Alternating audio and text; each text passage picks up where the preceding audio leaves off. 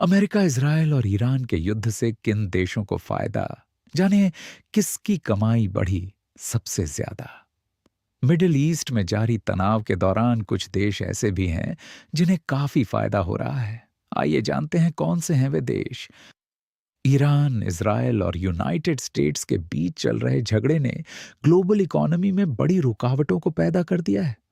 जहां युद्ध में सीधे तौर पर शामिल देश मिलिट्री ऑपरेशन और डिफेंस सिस्टम पर अरबों डॉलर खर्च कर रहे हैं, वहीं इस संकट से अचानक कई दूसरे देशों और इंडस्ट्रीज को फायदा हुआ है।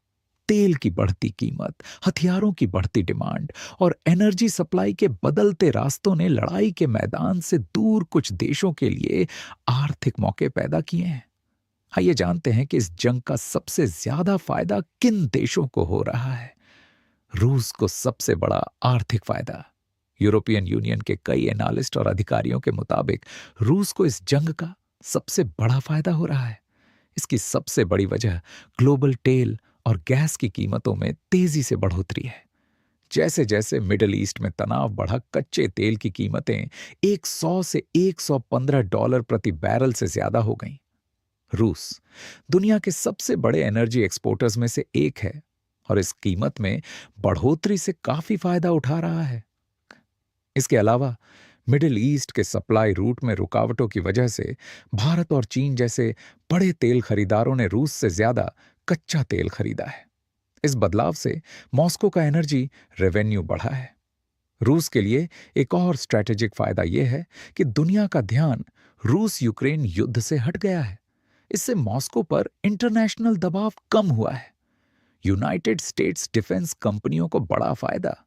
भले ही यूनाइटेड स्टेट्स मिलिट्री ऑपरेशन और इजरायल को सपोर्ट देने पर भारी खर्च कर रहा है, लेकिन उसकी इकोनॉमी के कुछ सेक्टर में काफी फाइनेंशियल फायदा हो रहा है। यूनाइटेड स्टेट्स में सबसे ज्यादा फायदा डिफेंस ठेकेदारों को हुआ है। उनके शेयर हथियारों और मिलिट्री इक्विपमेंट की बढ़ती डिमांड की वजह से बढ़े हैं। युद्ध ने अमेरिकी एनर्जी एक्सपोर्ट, खासकर लिक्विफाइड नेचुरल गैस को भी काफी ज्यादा बढ़ावा दिया है। जैसे जैसे यूरोप रूसी गैस के विकल्प ढूंढ रहा है, United states liquefied natural gas shipment की डिमांड बढ़ी है। इससे अमेरिकी एनर्जी कंपनियों का रेवेन्यू बढ़ा है। दूसरे एनर्जी एक्सपोर्टर्स को भी फायदा। जो देश लड़ाई वाले इलाके और हॉर्मुज स्ट्रेट से दूर हैं, उन्हें भी इस संकट से काफी फायदा हो रहा है, क्योंकि गल्फ से होकर जाने वाले शिपिंग रूट पक्के नहीं हैं।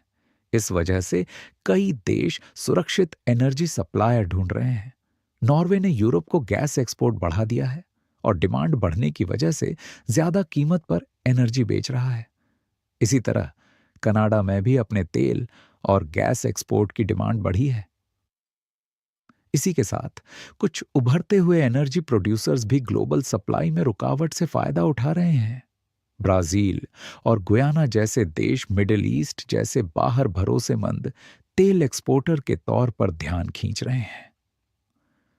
क्यों हो रहा है कुछ देशों को आर्थिक फायदा? दरअसल इन देशों को आर्थिक फायदा होने की कई वजह हैं। सबसे बड़ी वजहों में से एक कच्चे तेल की कीमतों में तेज बढ़ोतरी है। इससे तेल बनाने वाले देशों की कमाई काफी बढ़ जाती है। एक और बड़ा फायदा हथियारों और मिलिट्री इक्विपमेंट की बढ़ती डिमांड है। डिफेंस कंपनियों को अरबों डॉलर के ऑर्डर मिल रहे हैं। धन्यवाद।